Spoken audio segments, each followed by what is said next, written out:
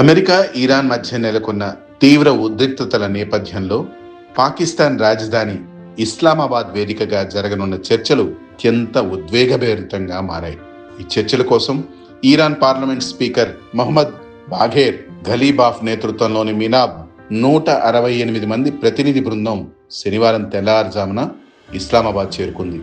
అయితే ఈ బృందం తమతో పాటు అమెరికా క్షిపణి దాడిలో ప్రాణాలు కోల్పోయిన పాఠశాల విద్యార్థుల జ్ఞాపకాలను వెంట తెచ్చుకోవడం అందరినీ కలిచివేసింది. ఇరాన్ ప్రతినిధి బృందం ప్రయాణించిన విమానంలో కొన్ని సీట్లను కేవలం అమెరికా క్షిపణి దాడిలో మరణించిన విద్యార్థుల కోసం కేటాయించారు.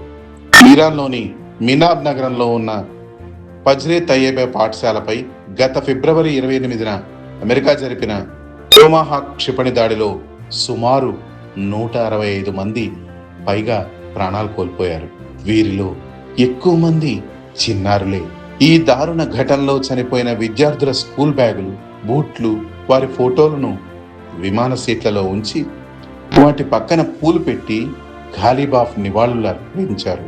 శాంతి చర్చల ప్రయాణంలో ఈ చిన్నారులే తమ సహచరులని ఆయన భావోద్వేగంగా ట్వీట్ చేశారు. పాత నిఘా సమాచారం వల్లే పొరపాటున పాఠశాల మీద దాడి జరిగిందని అమెరికా సైన్యం ప్రాథమిక దర్యాప్తులో అంగీకరించింది. కాగా ఇస్లామాబాద్ చేరుకున్న ఇరాన్ బృందంలో రాజకీయ, సైనిక, ఆర్థిక, న్యాయ నిపుణులు ఉన్నారు.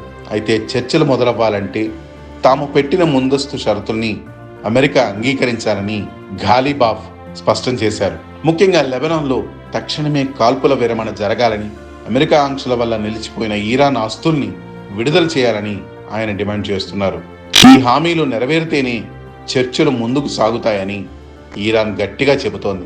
మరోవైపు అమెరికా అధ్యక్షుడు డొనాల్డ్ ట్రంప్ ఈ చర్చల ఫలితంపై పూర్తి ధీమాతో ఉన్నారు. చర్చలకు నాయకత్వం వహిస్తున్నట్లు వైస్ ప్రెసిడెంట్ జేడీ వ్యాన్స్ కు ఆయన ఆల్ ద బెస్ట్ చెప్పారు. ఇరాన్ సైనిక పరంగా ఓడిపోయిందని, కాబట్టి శాంతి చర్చలకు రాక తప్పదని ట్రంప్ వ్యాఖ్యానించారు. అలాగే ప్రస్తుతం మూతపడిన హర్ముజ్ జలసంధిని ఇరాన్ సహకరించకపోయినా తాము తెరిచి తీరుతామని ఆయన గట్టిగా చెప్పారు. ఓవైపు చిన్నారుల మరణాల ఆవేదన, మరోవైపు యుద్ధ మేఘాల మధ్య జరుగుతున్న ఈ చర్చలు ప్రపంచ దేశాల్లో ఉత్కంఠను పెంచుతున్నాయి.